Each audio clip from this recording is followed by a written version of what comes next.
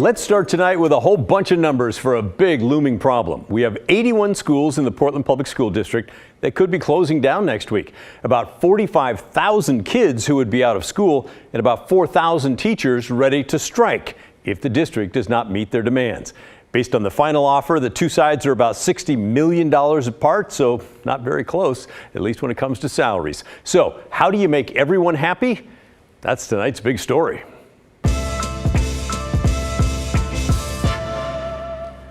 Portland teachers say they will strike next Wednesday, November 1st, if the district does not meet their demands for a new 3-year contract. Now, the two sides have been talking since the last one expired in June of this year. And after months of negotiating, they've been in marathon mediation meetings this week, trying to reach a deal at the 11th hour. But at last check tonight, no, still no deal. If the teachers do strike, it'll be the first time in PPS history. Several other school districts have gone on strike this year in Washington.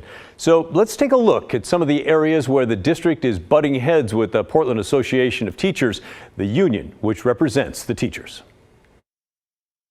First, teacher salaries. The union wants to increase salaries for teachers by 8.5% this year, 7% next year, and 6% for the third year of the contract. The district says they can go about halfway to get there, 4.5% this year, 3% next year, and 3% for the 2025 to 26 school year. The teachers are also asking for more planning time in their weeks to work on things like lesson plans, grading, communication with parents, and other things that they need to do without the students being around. Right now, elementary school teachers get 320 minutes of planning time a week. That's a little over an hour a day. And middle and high school teachers get a class period each day for planning. The teachers want their planning time to be increased to 440 minutes a week, or just under an hour and a half a day for planning for all teachers at all grade levels. The district says they're willing to go to 400 minutes a week for elementary and keep the current amount for middle and high school teachers. They say they don't want to give the teachers the planning time they're asking for because they're afraid students would lose too much instructional time. Another big sticking point is class size. The teachers want new limits on class sizes. Here's a look at the caps they're asking for. 23 kindergartners, 25 first graders, 26 for the rest of the elementary school grades. And for middle and high school, the teachers want a cap on the total number that they teach throughout the day at 150 students for middle school and 160 for high school. There are other limits being proposed for things like special education and other kinds of classes, but we're going to stay focused tonight on the main classes. The districts told us the class caps are not feasible. They say it would require adding an extra classroom if one group is over that limit, and that some schools simply don't have that space. The district also argues it would be forced to hire 500 new teachers to create smaller class sizes, and that would cost them $200 million. Right now, they pay teachers extra if their classes go over a certain number of students. The district says they want to keep that policy in place. Next sticking point, classroom conditions. The teachers want to be able to refuse to work if the classrooms aren't in good condition. What does good condition mean? Well, first, temperature. They don't want to work in classrooms that are too cold or too hot. They want to be able to refuse to work in a classroom that's below 60 degrees or above 90 degrees, which does seem kind of chilly or a bit sweltering. They also want to have the school's administrators move their classes to a space that's more comfortable until the temperature is regulated.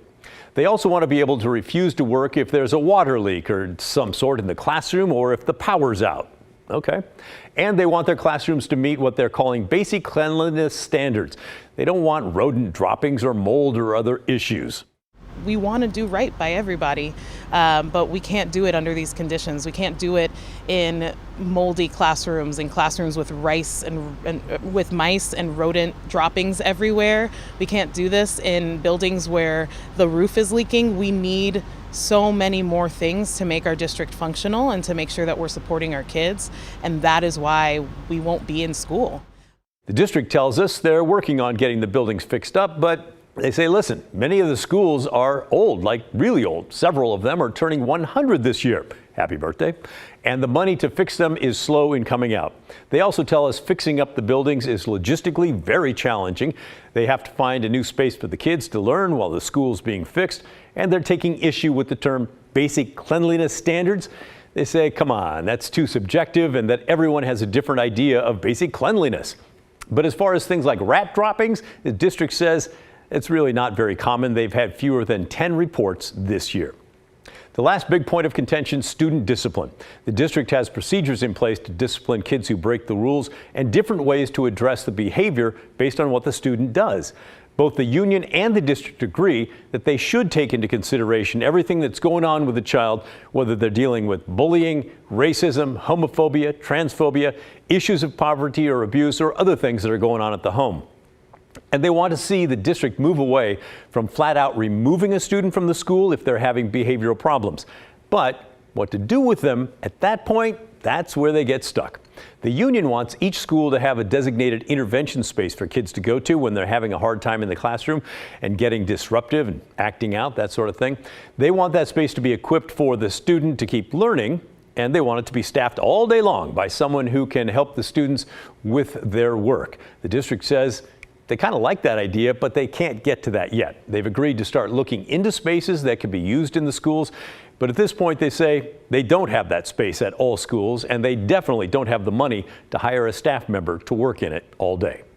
There's a lot more to the contracts and each side's proposals. These contracts are long and dense and thick, and they have caveats for lots of different scenarios. But those are some of the big parts that the union and the district say they just can't agree on. Bottom line, teachers say the district has the money, they're just not willing to spend it. They say the district is keeping too much money to themselves in the rainy day fund, which is now around $100 million.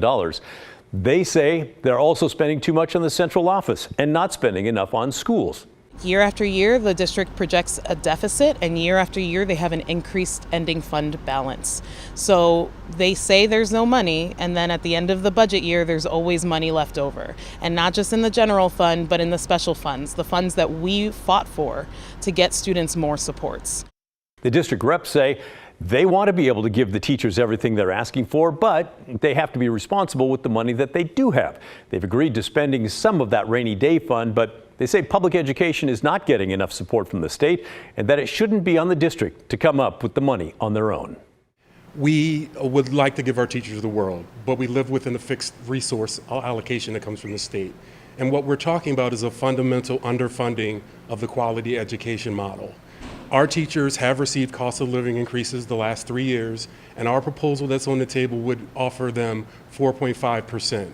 That funding would take our average teacher salary over $87,000 a year. It would, by the end of the contract, ensure that 60% of teachers made $90,000 or more, and that 40% of them made $100,000 or more. We think our offer is fair given the constraints of our resources. I would give our teachers the world if we had unlimited resources, but we don't.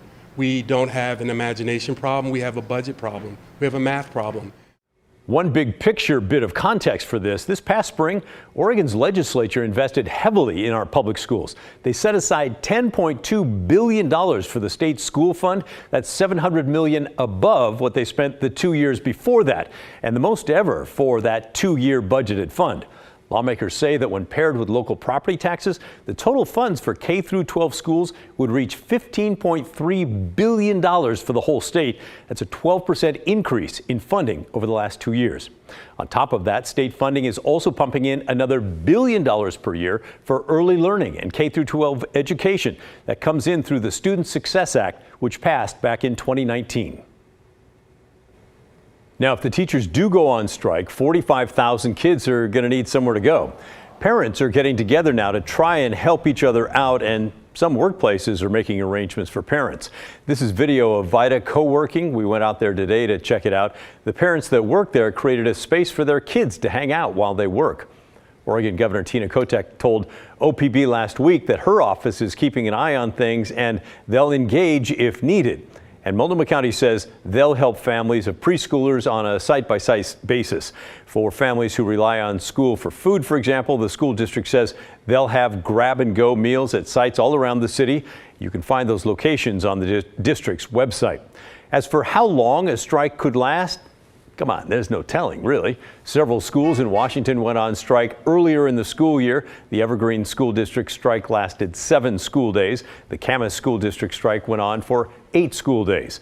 The students in both districts will have to make up those days during the school year.